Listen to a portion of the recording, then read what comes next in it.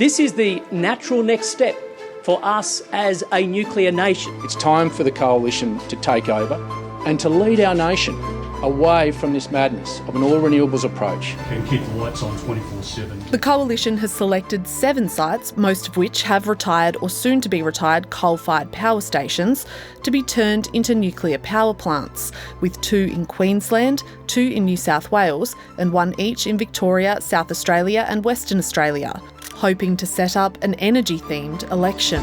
I'm very happy for the election to be a referendum on energy, on nuclear, on power prices, on lights going out, on who has a sustainable pathway for our country going forward.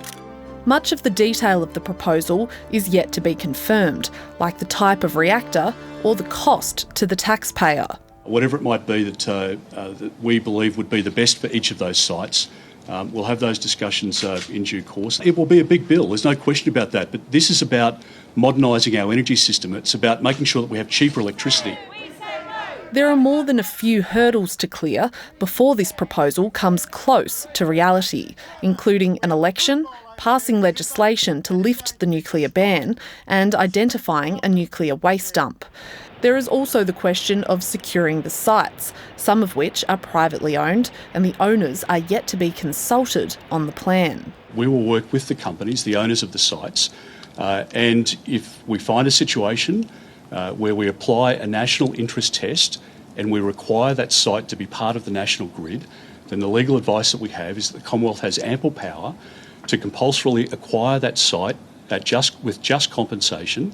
But our desire is to work with the companies, and we will.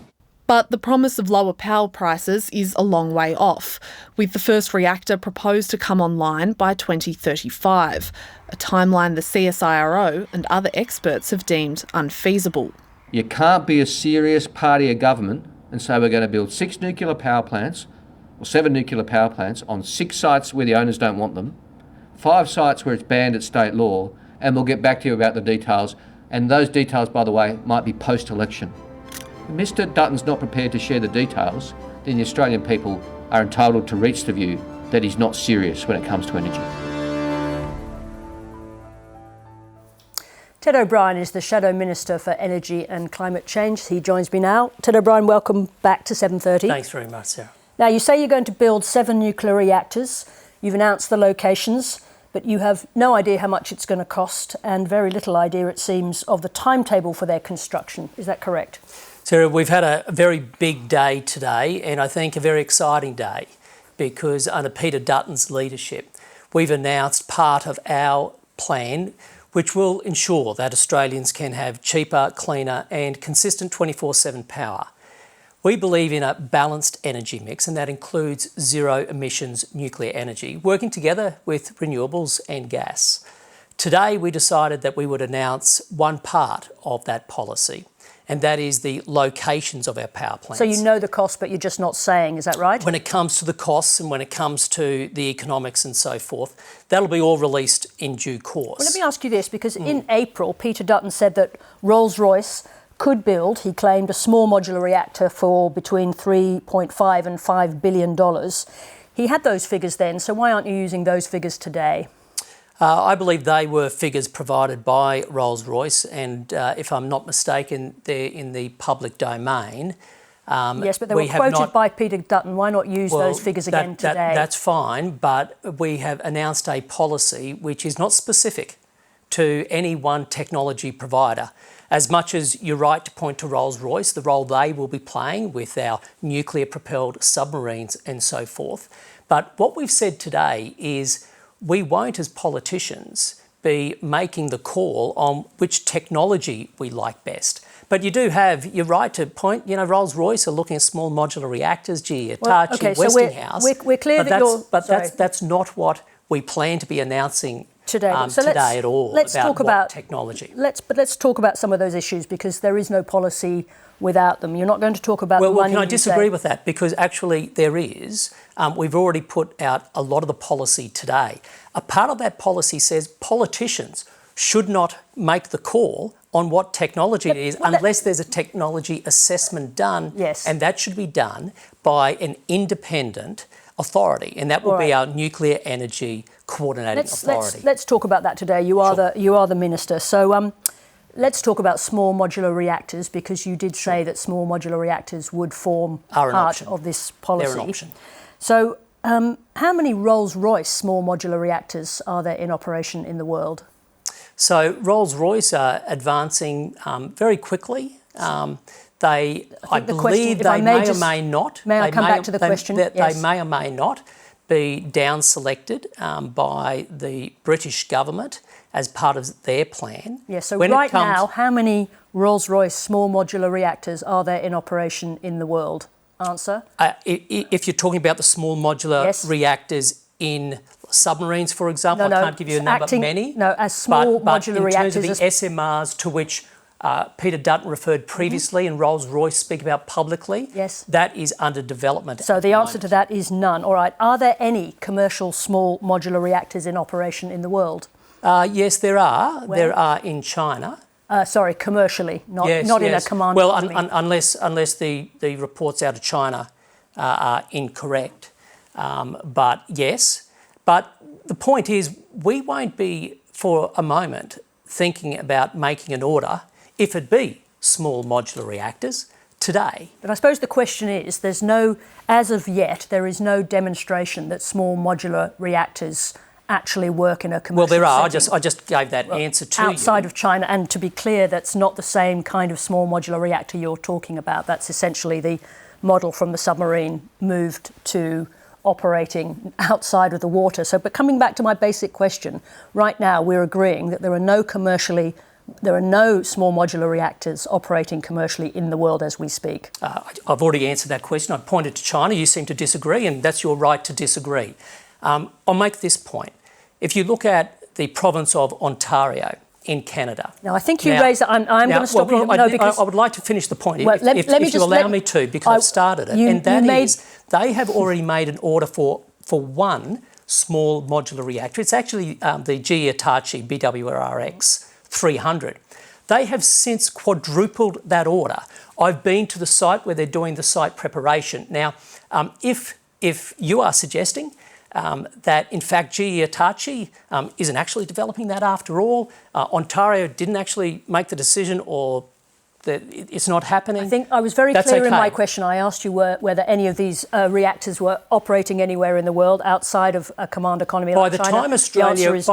time Australia would be looking at introducing zero emissions nuclear energy into Australia, all of the reports suggest that the reactors, which we've already spoken about, will absolutely be commercial and operating.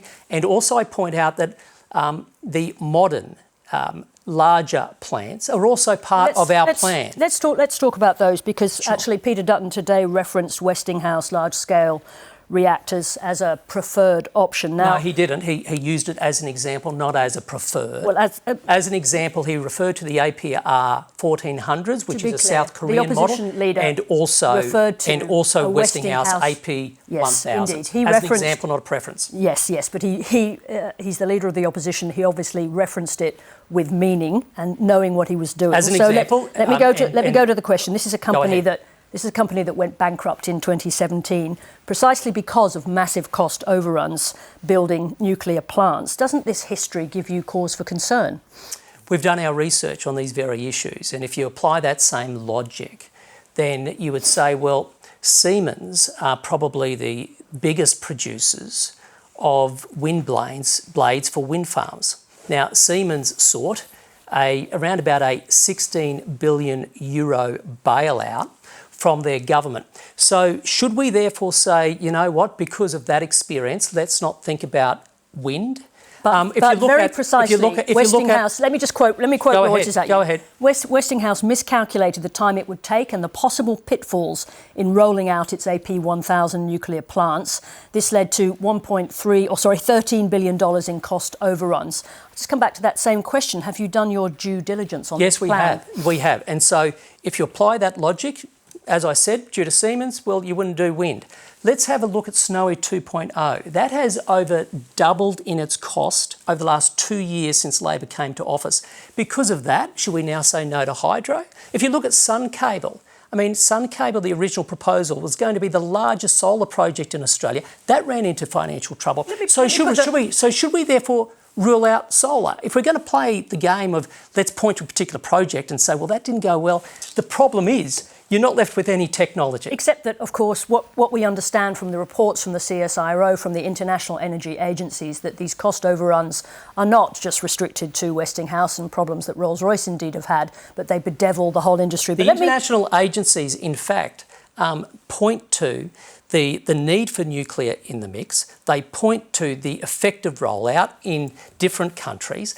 Have there been technologies, whether it be hydro, nuclear, wind, solar, you name it, that have had trouble? Of course. You just referenced international agencies. Let me quote one of them to you. The head of the International Energy Agency, an organisation committed to expanded nuclear energy where appropriate. He said this: Australia should not pursue nuclear energy.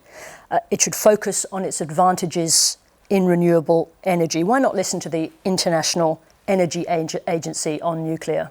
Well, there's no doubt that we should be focusing on our comparative advantages, which is why, as part of a balanced energy mix, one, we should be leveraging our ability when it comes to renewables. We've got a track record on that. We should continue.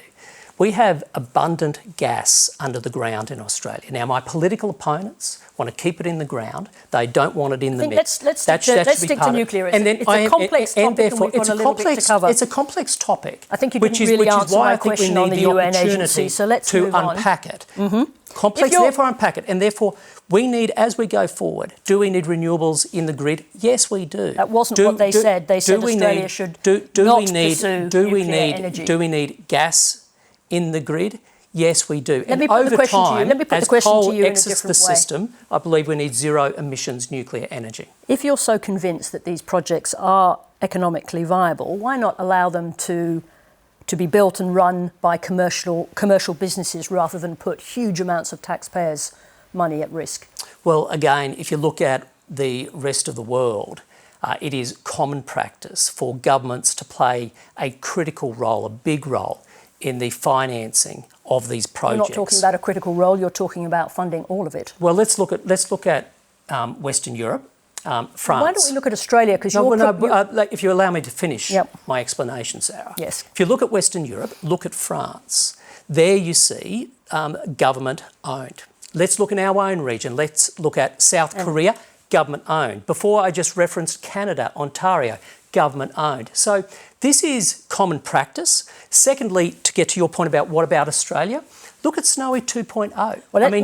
Hydro. Let's just stay with today's issue. And gas. Well, you said Australia, so Snowy 2.0, hydro, gas. This is government owned. Very small amount of time. We don't want to waste it all on Snowy 2.0. Let me ask you a question about renewables and how these two policies fit together. So, which of the government's large-scale renewable programs are you planning to cancel?